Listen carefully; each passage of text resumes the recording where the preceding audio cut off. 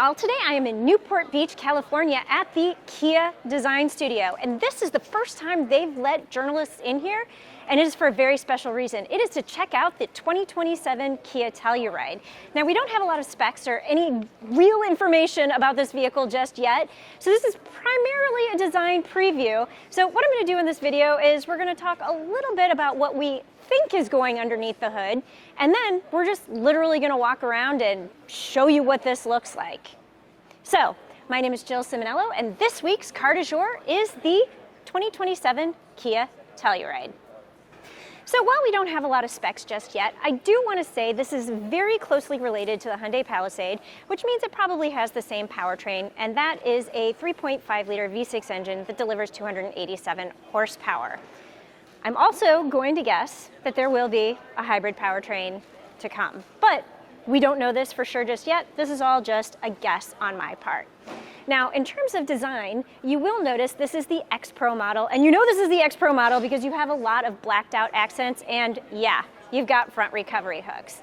But this has a unique grille and blacked out accents on the exterior, and you're going to have higher end materials on the interior. Now, with this new second generation vehicle, one of the things that the designers have done with the vehicle is they have, I would say, made a return to the vertical, almost rectangular daytime running lights that we had on the original model.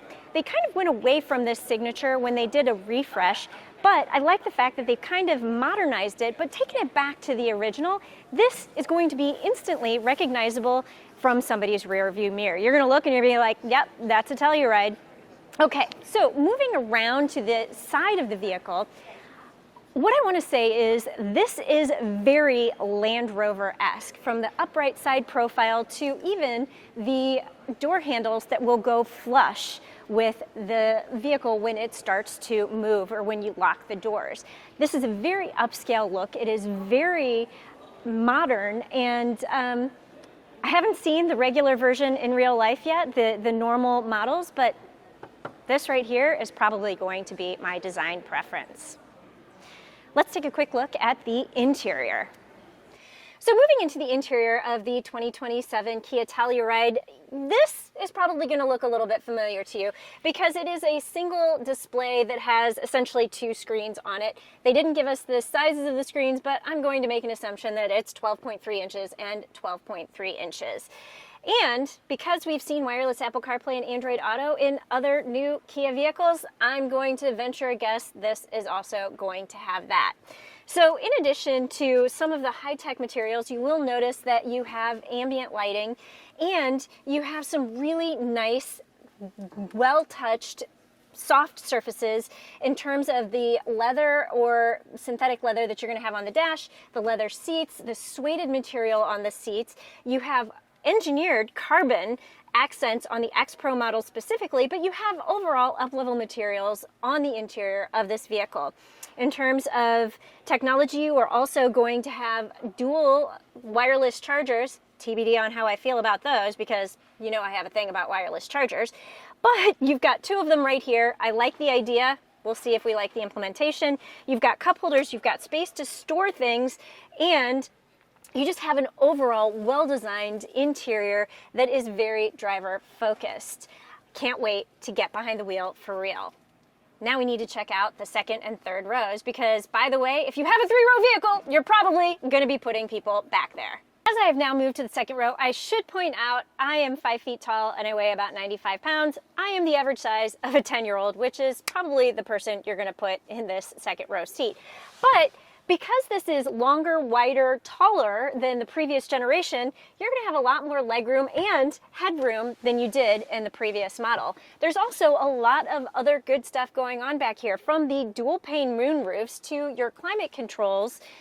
Again, X Pro model, probably not in every trim, but you've got your climate controls back here, and you have this rear area that has a pull-out tray for you to store more things. I'm a huge fan of clever storage spaces, especially when you're pulling into a place and you don't want to take your device or whatever into the restaurant, the store, whatever. You can stick it right there, nobody's the wiser. I will point out these seats are also pretty comfortable. Haven't sat back here for a really long time, but for the short haul, They are well proportioned, and yeah, you do have an armrest. So overall, I think this is going to be a place where people want to spend some time. Now, before I move into the third row, I do want to point to something that you probably can't really see very well on camera, but there is a little bit of a hump here that's going on that is like a step up into the third row, and this right here is why I think that they are prepping for a hybrid powertrain, because by the way, that is a perfect place for you to put a battery, you know, underneath your second and third row seats. So TBD on that, but making the leap, making the assumption. All right, let's check out the third row. So sitting in the third row, I will point out the seat does tilt up a little bit, so you've got some extra support underneath your thighs. And this seat is in the far back position, and I still have 2 inches between my knees and the back of this seat. So I would say, okay, yeah, this is probably a space you're going to want to put children, but an average size adult could fit back here for a short amount of time. You also have USB-C charge ports and cup holders back here, and yeah, you even have air vents here in the headliner. The seats, again, also feel pretty comfortable, but just sitting back here for a short amount of time. The one thing I will say about this area here is they do intend to put 3 people, 3 people in this seat, and to me, that's a no. I would never put 3 people in this third row, but I guess in a pinch you could do it. There are 3 seat belts, but this is primarily a 2-person third row seat. So there is a lot going on from the technology and the second row to the third row in the 2027 Kia Telluride, and I can't wait to see the regular model, because again, X Pro, and I can't wait to get this on the road. Now there's one more thing that I want to show you, and it is going to be in the cargo area. All right, before I open up the cargo area, I will point out you do also have rear recovery hooks because, again, X Pro model. All right, so opening up the cargo space, longer, bigger, wider, you do have a generous amount of cargo space back here with the third row up. But what I really wanted to show you is this right here. You have underfloor storage here that with partitions and dividers. So, okay, yeah, you have your jack and that back there, but there is space for you to put some personal items back here.